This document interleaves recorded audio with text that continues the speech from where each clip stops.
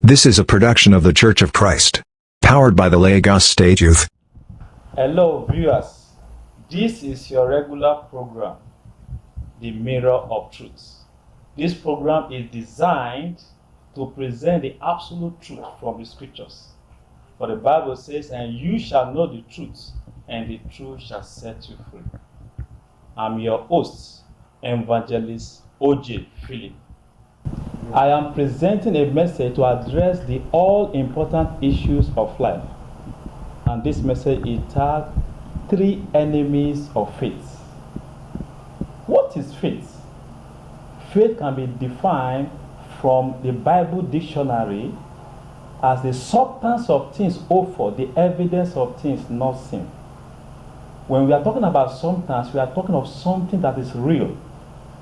But our inability to see it shows that it is faith.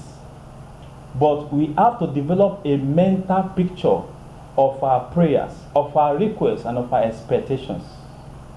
From our own perspective, faith is believing in God's promises as against our personal experiences.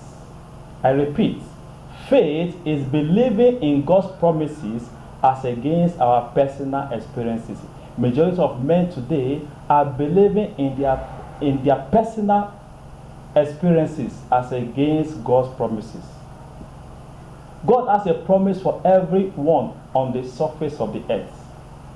Having said this, let us go to the second point, and that is the 3 enemies of faith. Number 1 is delay. The second one is temptation to sin. And the third one is new disappointment. The first point, delay. What is delay? Delay is a process of time. Delay is a period of waiting. Delay is a period of waiting from the moment of prayers and the answers to prayers. Delay is a moment of waiting between expectation and manifestation.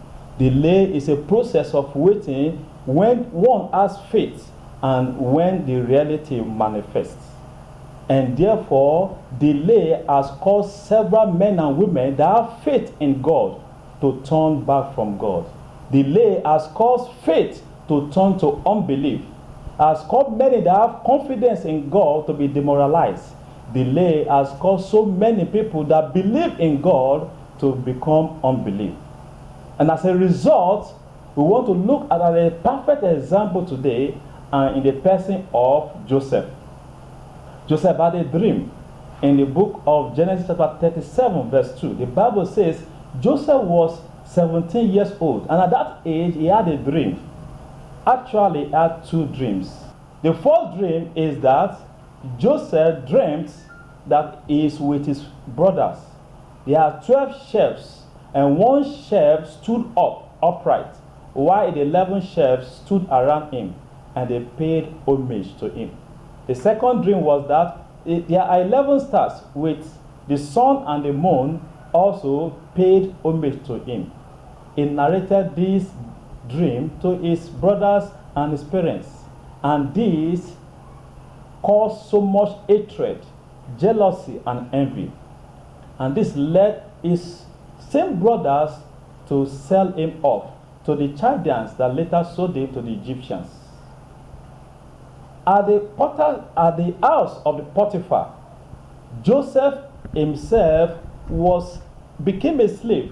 And at this particular point, Joseph still believed in God. How can someone that was expecting to be a leader now became a servant, yet still believe in God? What caused Joseph to have this strong faith in God? Because of his dreams and because he believed in his promises of God. But while in Potiphar's house, a drama occurred. You and I, we are waiting on God. We are believing in God.